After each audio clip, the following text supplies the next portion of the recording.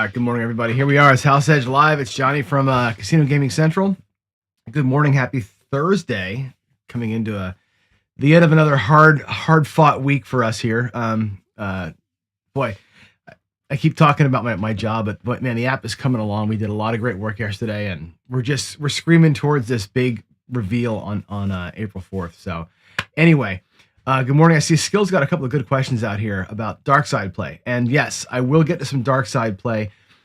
The primary reason why I haven't done it yet, honestly, is time.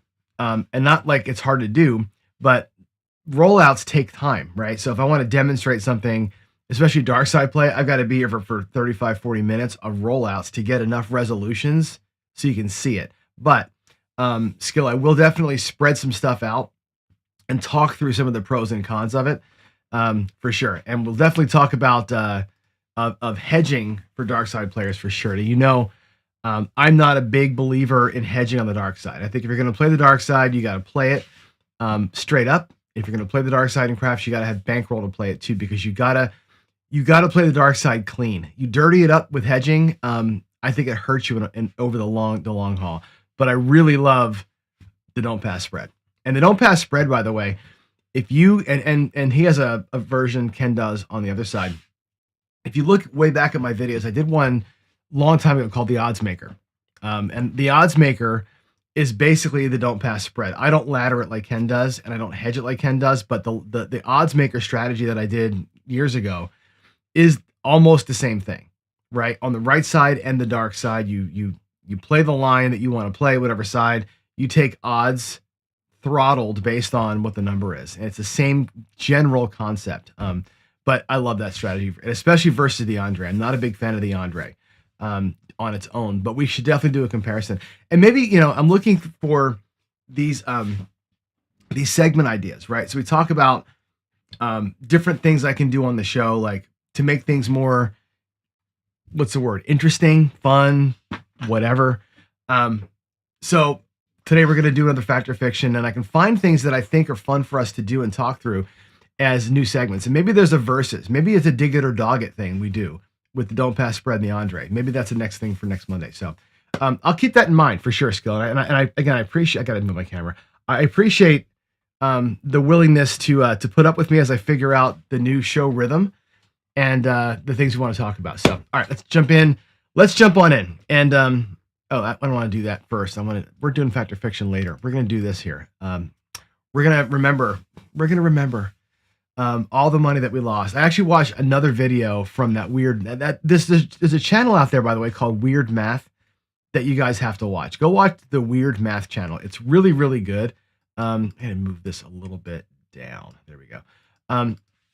Weird Math is cool. I wish it wasn't an AI voice, but he did another one yesterday on basically the psychology of the casino, and again, like this whole idea of like why saying it's entertainment money gives you this false sense of security. And anyway, watch that channel and remember, the casino will do everything they can, whether it's psychological, physical, whatever, with rules to take all your money. That's it. They're there for that reason. And I think I said it yesterday. I really want us to focus on, like, when you lose as little as possible.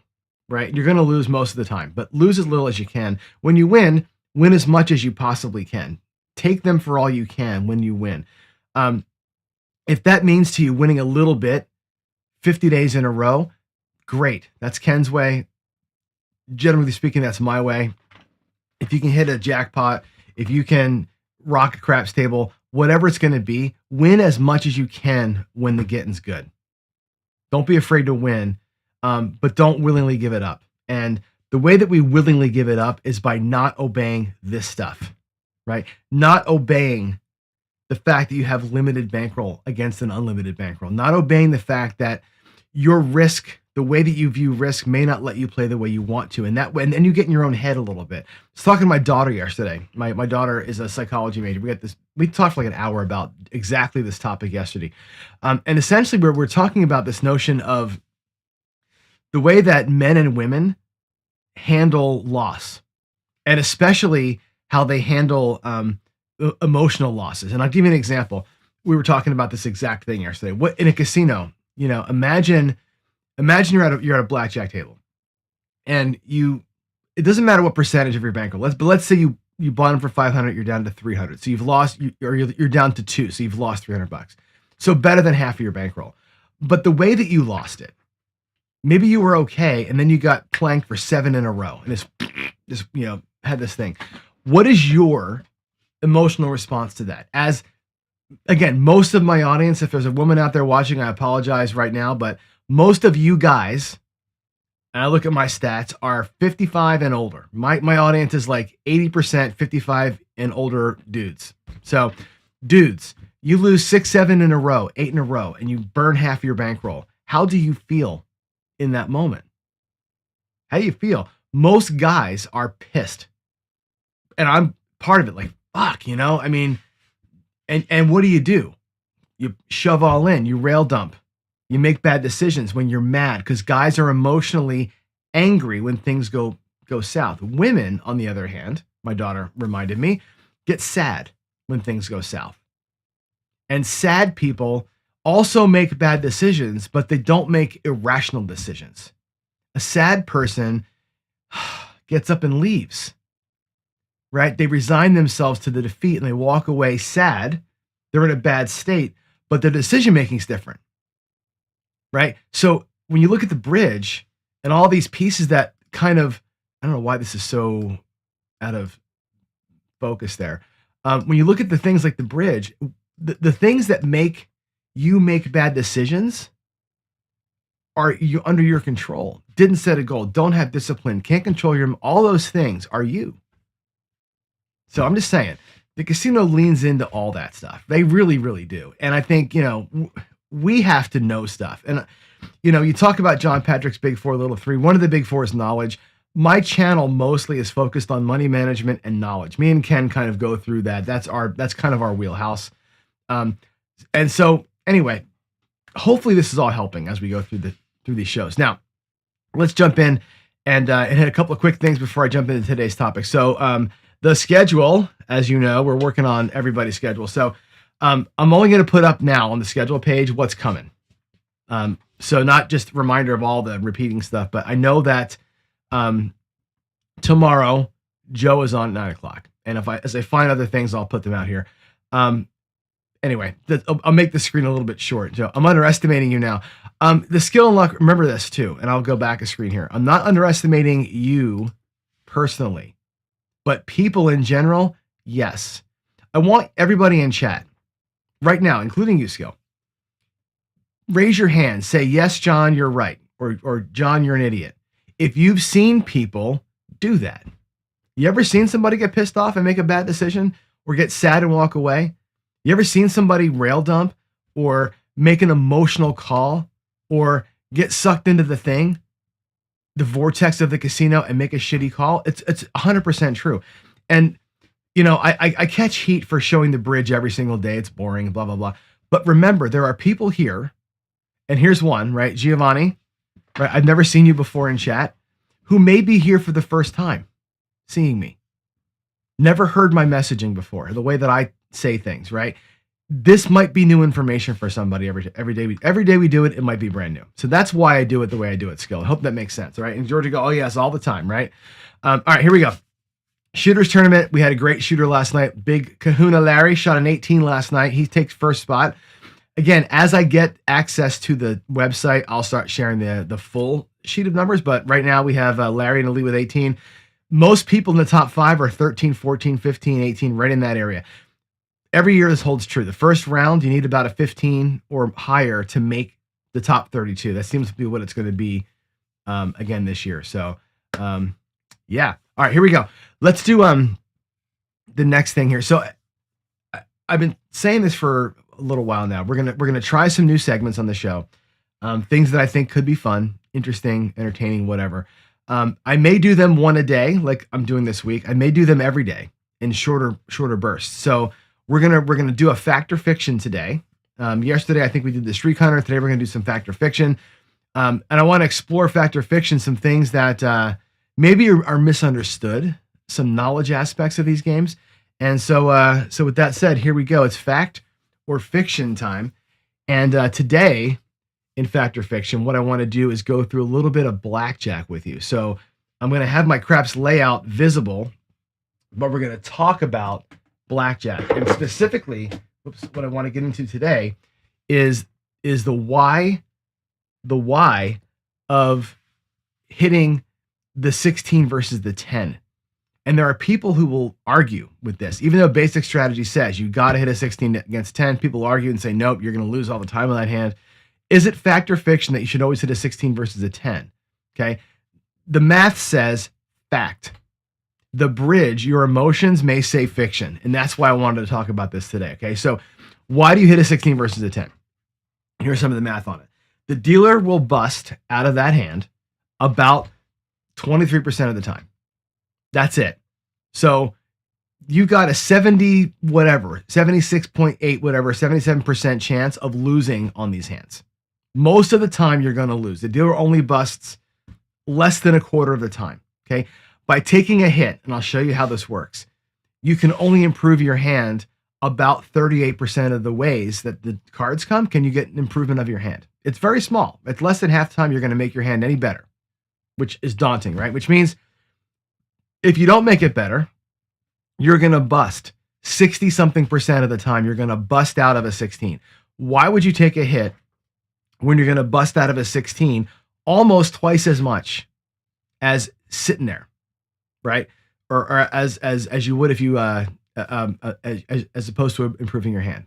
Why would you do it? Well, the math over time, the EV of this play is a minus 53.5% to hit, minus 54% to stand. It's literally it's a razor thin, it's a hair of a margin for you, but that margin matters. That little tiny margin matters. It's effectively an even play. Both plays, standing or hitting, is about 4% worse for you than 50-50. So you're going to lose most of the time when you stand and when you hit. Dr. S brings up the word surrender when possible, especially when the deck is thick. We surrender on this hand. And again, to go back to my first point about the casinos, they're there to take your money. And if you find a way to win more often than you should, or you get better than the game, they will change the rules so that you can't. Surrender, as you'll see here, has a minus 50% EV. So it's basically on the edge. Okay. Surrender saves you about 3.5 to 4%, right? About 3 cents on the dollar when it's allowed. Most casinos don't allow surrender unless you're at a high limit table or a hand dealt game. Surrender is just not a thing anymore. In most cases, it's not a thing. Again, they won't let you shave edge. Even at that minuscule rate that we see here on screen, they will not let you shave the edge, right? That's just the casino's way. So what you got to do is trust the math. And even though it's a 0.5% difference of standing or hitting, you got to take the hit. You just got to take the hit.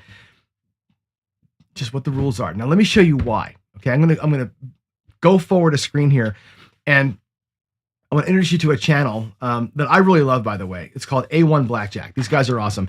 I love, there's two blackjack channels that I watch religiously. One, of course, everybody knows is Blackjack Apprentice. They're awesome.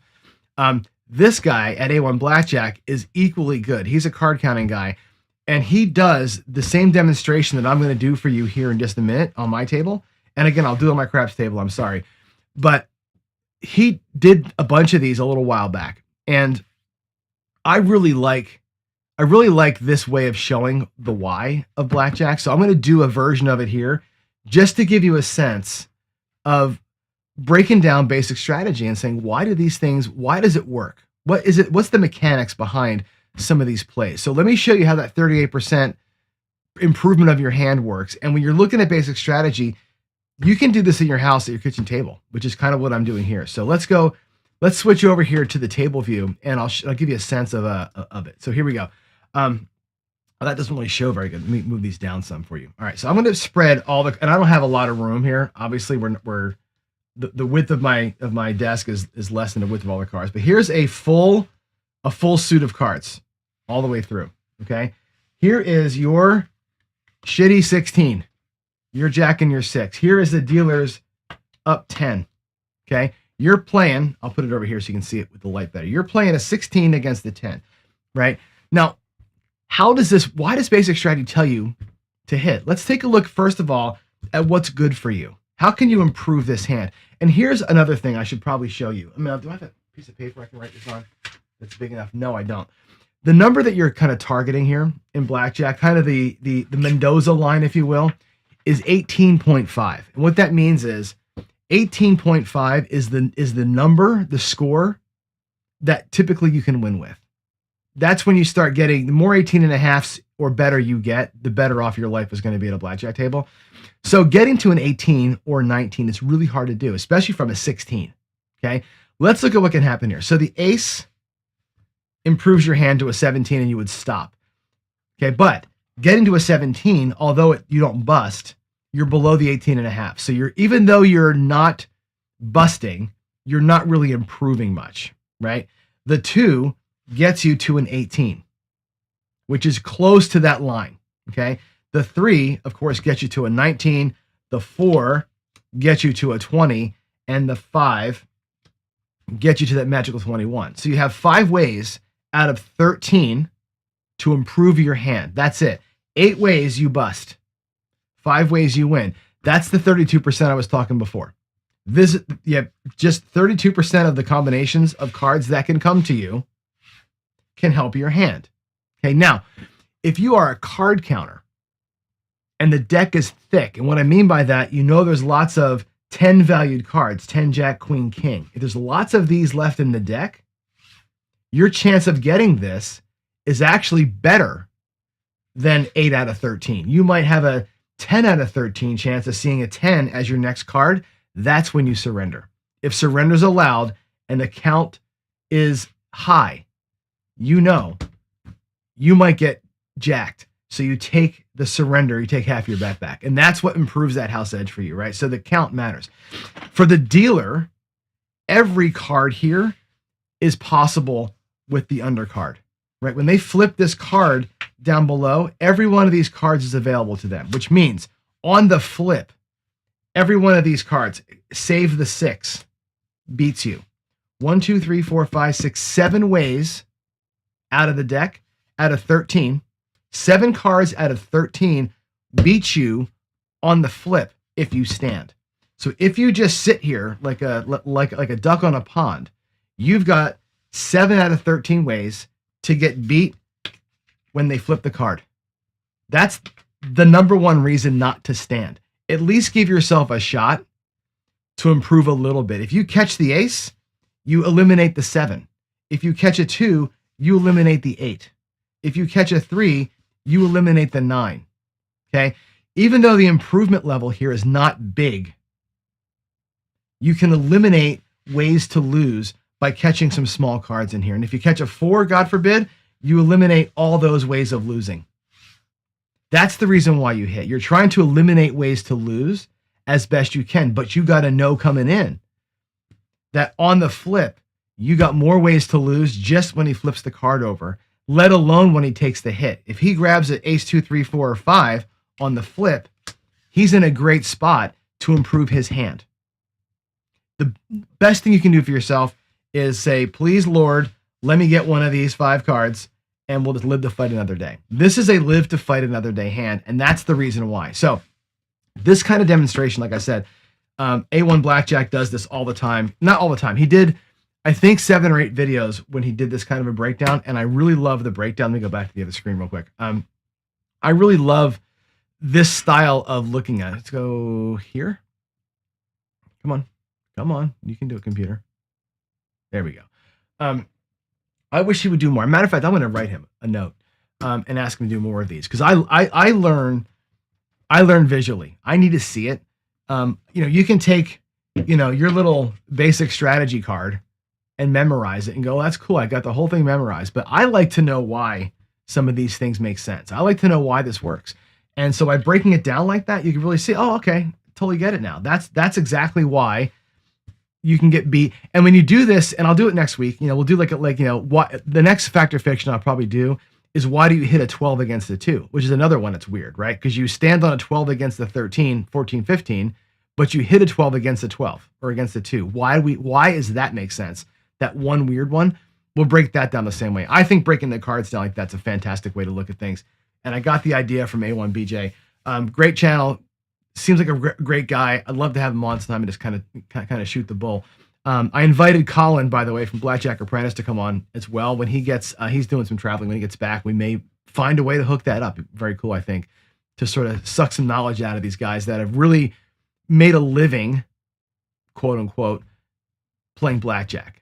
I'm not a card counter, so I will never, I don't want to say never. I will probably never get into the stratosphere of having positive EV at blackjack, but I damn sure have perfect strategy. And again, for me, knowing why is a big help. It's the same thing as craps, right? When I break craps down for you guys and look at the numbers and understand why a certain play is not good for me, that's why. And to answer Skill's earlier question, I don't hedge because the difference in hedging on the don't is that 5% vig. Honest to God, it's the 5% vig, and it's your time at the table. You catch a bad hedge, you're not there long enough to catch back up most of the time. So, all right, that's it. That's the fact or fiction segment. Now, again, put cues in the chat if you want me to see them. I'll pull them up, and I want you to think about this. Tomorrow, I might do a little roulette breakdown, but things like this, quick little demonstration, right? I can do that in 5 minutes. A quick dig it or dog it. Show you a couple strategies, which one you like better, right? A quick whatever, like we were doing I don't know, these short things that I can do. I could elongate this and do this for 15 minutes, or I could do 5 minutes on 4 different things every day. And I want to know, as viewers, what do you want from me? I can do this and go deeper on it, or I can do a little fact or fiction, a little dig it or dog it, a little streak hunter, a little whatever every day, and just kind of have these quick hitters each day. So I think you tell me what you want. Victor says, what's the count? Right. The surrender decision is based on the count. You got to know the count to know if that's A, is it possible? B, what's the count? And also, does the dealer hit on a soft 17 or not? Right. Those nuances matter. And when you look at, can the dealer hit a soft 17, that changes the whole math. So there you go. David was tied. You were tied for the first shooter in the game up until the first round. There you go. That's funny. The best, and you're right, the best 21 games require the large minimum. So if you're going to play 21 and you're going to want surrender, you're going to want double after split, you're going to want to split aces twice, you got to play a 2-deck $100 game. You're not going to get that at the $5 tables. The $5 tables are going to be your 6 to 5 bullshit rules games. You can say that, and we talked about this in the ABCs of gambling, right? Hunting down the table that's best for your game. And if you want to play blackjack with the smallest possible edge and the best possible rules, you cannot play a $5 game. You've got to play a quarter, $50 or $100 game to get the better rules. Your bankroll, going back to the bridge, has to be able to support that. Okay. And I'll go back to it to show you again. If you can't afford to play the better game, the better rules in blackjack, you shouldn't be playing it, right? You cannot take a $500 bankroll to a $100 game. Even though the rules are better, you can't afford to do it. So you got to play a worse game. If you're going to play a worse game, at the very least, don't play 6 to 5 blackjack. Find a 3 to 2 game that maybe doesn't allow double after split. That's not ideal, but it's better than 6 to 5. So you got to hunt these things down. Your bankroll dictates a lot about where you live, about where you exist in the world. So anyway, there's that. Let me look at some questions here before I get out. I've talked to Skill already. Let's see, another question. That's it. No more cues. Good. Maybe I'm explaining it so well there's no questions. I don't know. But in chat, please, in chat, let me know, or in comments after the video or in chat today, let me know if you like these short segments. Let me know if you're getting something out of the other games. Let me know what else I can do to help you guys along, and keep the show moving, entertaining, fun, quick, and punchy all at the same time. I want to make the show a half an hour, not an hour every day if we can get out of it. So, yeah, that's really all that I got for you guys today. I'll leave you with my friend Lou. the back end of the acronym sandwich. We start by reminding ourselves about the bridge. We end by reminding ourselves to stay in focus. Follow your plan. Observe table conditions, which might just be the rules. Control your emotions, which is a big important. Understanding your game and your odds. Things like this we just showed you. Understand those games. Understand the odds of the game. Understand how and why before you put $1 at it. Okay? And yes, stay disciplined. Always split the eights. There's never a time when you don't split an eight. Never, never, never, never. You always split the eights. And the reason why you split eights, by the way, and we can do a whole thing on this, but the reason for splitting eights, let me get them out of here. Hold on. Let me get you some stuff. There's an eight. I gotta get my deck. Hold on. Can I find an eight? I just gotta show it on screen because I'm so visual. Okay. What's the difference between these two hands? Let's take a look at them. Can you see that? I got 2 8s and I got a jack and a 6, right? What do they both add up to? They're both 16s, right? The worst possible hand for you in blackjack is a frickin' 16. It's the worst possible hand. It's a 16. So if you can get out of a 16 and not be so upside down, it's the worst possible case, right? You're guaranteed to lose 54, 55%. An pair of 8s is a 16. Get out of the 16, split them up, right? The chances of you catching, by the way, another 8 to make it a 16, you could split it again, right? At worst, you catch a 7 and it's a 15, right? And you have to take a hit on the 15, whatever, right? Make your hand better. The chance of improving on an 8 is so much better than improving on a 16. You always split the 8s. There's never a case where you don't split 8s. Again, if you have a chance to leave a 16 by surrender or by splitting 8s, by all means, get the hell out of that hand and make it better. The 8 can always become better. The 8 can catch a 2 or a 3, become a double down hand, right? The 8 can catch a 10 and be right in that 18 range. You can get a lot of goodness out of an 8 for sure. So always split the 8s, even against the 10. Yeah, for sure. Split the 8s every single time because the 16 you're probably going to lose anyway. I would rather take my shot. And if I have a dealer 10 and I catch the 11, I'm doubling, right? You get money on the table when you get a chance to. So, all right, I got to get out. Let's go. And speaking of splitting 8s, keep it simple. If the card says to do it, you do it. Trust the math on some of this stuff, right? Don't get too complex. Although I do love to break things down and make the seemingly simple thing complicated by breaking it down. But to me, that's how I gain knowledge. And when I gain knowledge, I have confidence, and that makes me make simple decisions. So everybody go out there today and be a genius. Be a genius in your life. And I'll see you tomorrow for Friday Follies. I love you guys. God bless everybody, and have a good one. Bye.